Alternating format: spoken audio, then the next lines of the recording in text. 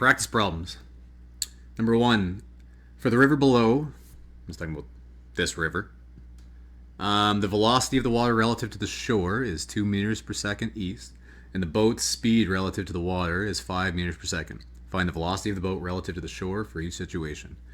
Okay, so the first one, the boat is going to go directly against the current. So the velocity of the water to begin with was going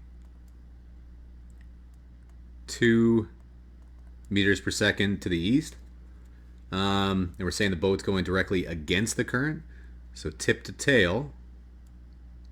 So that's going to be the tail of my... Oop.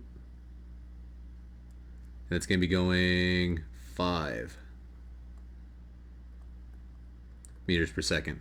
So you can see that my resultant vector here is going to be from where I started to where I ended. So that's going to be 5 minus 2, or 2 minus 5 would technically be right. So 2 minus 5, that's going to be negative 3.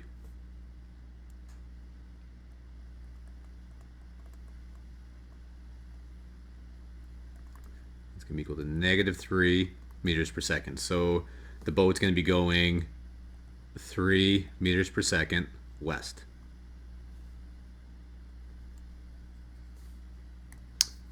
And I should have said, I got kind of lazy there. I should have said velocity is equal to. All right, boat goes directly with the current. So now we're just going to be adding them. So we've got the velocity of the water was 2 meters per second, tip to tail. The velocity of the boat is 5 meters per second. My resultant vector is going to just be adding those two together. So this ends up being velocity is going to be 7 meters per second. And that's going to be to the east. Okay, those ones should be kind of reviewed from what we've done in the last lessons. Situation 3 now, the boat is aimed across the river and is moving downstream by the current. So we got the boat up here.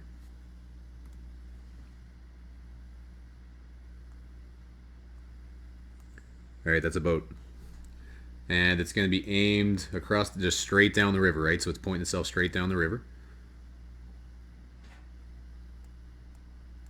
And this boat in still water was able to move at 5 meters per second. So that's what we got here. So this is going to be 5 meters per second. But our water is moving at 2 meters per second to the east. So tip to tail again. Pretend that this river is a straight line too. I don't know why I picked this river. So that's going to be 2 meters per second. So now all we got to do is figure out the resultant vector here. So if we draw a triangle from where we started to where we ended, we got to find the angle and we got to find the magnitude there.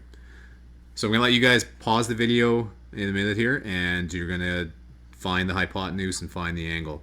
So go ahead and pause the video now. Okay, so there's your answer there. In red, I found the magnitude of the hypotenuse there. In green, I figured out what the angle was. And then I just wrote my answer all together. So the velocity of the boat relative to the shore is equal to 5.4 meters per second at 22 degrees, and then it's east, and it's coming like of the south. It's coming from the south.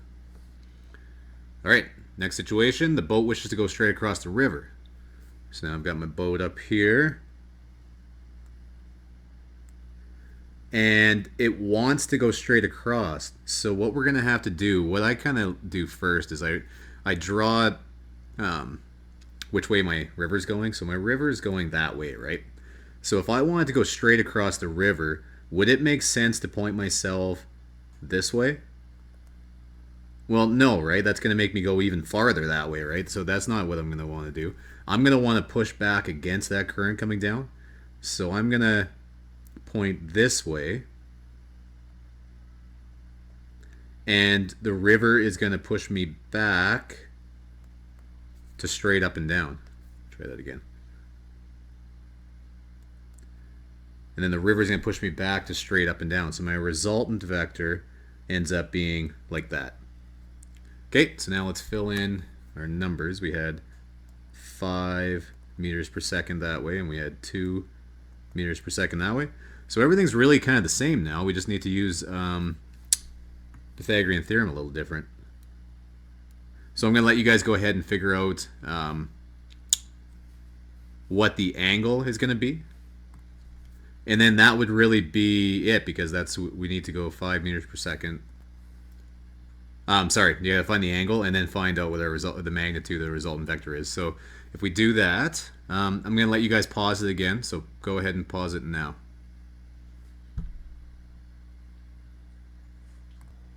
Okay, so there's your answers for this one. I figured out in red here the magnitude. And then I figured out the angle too, but just to be clear, the question said find the velocity of the boat relative to the shore for each situation. So the velocity of the boat relative to the shore is the red part here, and it's going straight down. It's going to the south. So our answer is just 4.6 meters per second south. But we would have to aim the boat on an angle of 24 degrees west of south if we wanted to make that happen. So depending on what the question asks, yeah, you might have to find the angle. All right. All right, so number 2. An aircraft has a cruising speed of 100 meters per second. On this particular day, a wind is blowing at 75 meters per second at 0 degrees. So this is talking about the Cartesian method, right? So 0 degrees is just straight to the right. Now, A says if the plane were to fly due north, what would be the velocity relative to the ground? So let's start drawing our triangle out. So I know that my plane is going to fly straight north, and it can fly at 100 meters per second.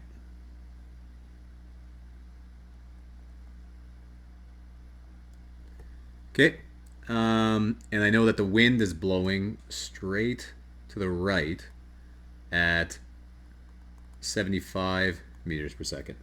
Now, you could have done it both ways too, right? What if you would have said, okay, well, I'm going to do my wind first. I'll say, well, the wind's blowing that way, and my plane is going that way. You can see that the resultant vector of both of these would be the same. Doesn't matter which one you do, so there's more than one way to draw your triangle. I'm going to stick with this one, though. So now, all we got to do, again, is just use our Pythagorean theorem. So we got to figure out what that angle is and what the magnitude is. So in a minute, I'm going to get you guys to pause it and then figure this all out, and then I'll pop the answer at you. So go ahead and pause it now. All right, so in red, I figured out the magnitude. In green, I figured out my angle. And then your answer ends up being what I've written in black here. Okay, so if you need to pause it and kind of figure out what I did, go ahead and do that. But I'm going to scroll down now. Okay, B. If the pilot wishes to have a resultant direction of due north, in what direction should he point the plane? What will be the plane's displacement in 1.25 hours? Okay, so we're going to draw a new picture here. And I want my plane to go due north. So I'm going to draw my resultant vector first. So I'm going to draw it going straight north. That's my hope. Okay, I know that the wind is going to the right or to the east. So I know that if I want that to happen, I'm going to have to point this thing in this direction, because then the wind can bring me back. And then I'll have a resultant vector written in red there. So that's my starting triangle here. So I'm just going to fill in my stuff again. So this is going to be 100 meters per second going this way. This is going to be 75 meters per second. And I need to figure out my resultant vector. And this question doesn't say what is the resultant vector. It says in what direction should he point the plane. So we got to figure out our angle. But it also says what will the plane's displacement be after 1.25 hours. I'm going to need the magnitude of this to figure that one out. So I got to find both. I got to find the angle and I got to find my resultant vector there. So go ahead and do that now. I'll let you pause it and then find the answer and I'll pop it up at you again. So pause it now. Okay, so I figured out part one here, where it says in what direction should he point the plane. So he's got to point the plane at 49 degrees. Oh, I should have wrote west of north.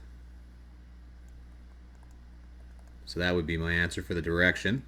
Now the second part says, what will the plane's displacement be in 1.25 hours? So we only know one formula. So it's going to be V is equal to D over T. So I'm going to write this as D is equal to V times T. And one thing that confuses students is they might say, okay, yeah, but what is, like I figured out this velocity here, but, you know, what's the time for that, right? Is that the same time as it takes for those other ones?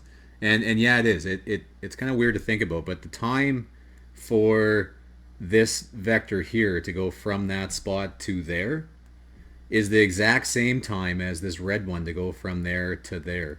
And it's the exact same time for this 75 meters per second to go from there to there. So you think about the time is the same for all of those. Hopefully that made sense. Okay, so then all we got to do is go D, and technically it should be a little arrow over top. D is going to be equal to, so the velocity of our plane is going to be, and I left my digits long here, right? Because you want to leave all your sig digs up until the end. So I'm just going to write this as 66.144 meters per second times, oh, now it's in hours. So what I'm actually going to do first is I'll convert this 66.144 meters per second to kilometers an hour. And do you remember how to do that? You just have to multiply by 3.6. So 66.144 meters per second is the same as 238.118 kilometers an hour. I just multiplied that by 3.6. And then times 1.25 hours. If you do that, you get a displacement of 298 kilometers. And that would be straight to the north, right? Because it just goes from there and ends there. So that's going to be north. All right, so that's that practice problem. So you guys are going to go ahead and do the hand-in assignments. The first one is to do with frames of reference, kind of a brain teaser type of a thing. And then the other ones are like our riverboat type of problems. So go ahead and do all of the assignment questions, and that's it for lesson 13. Or sorry, lesson 12.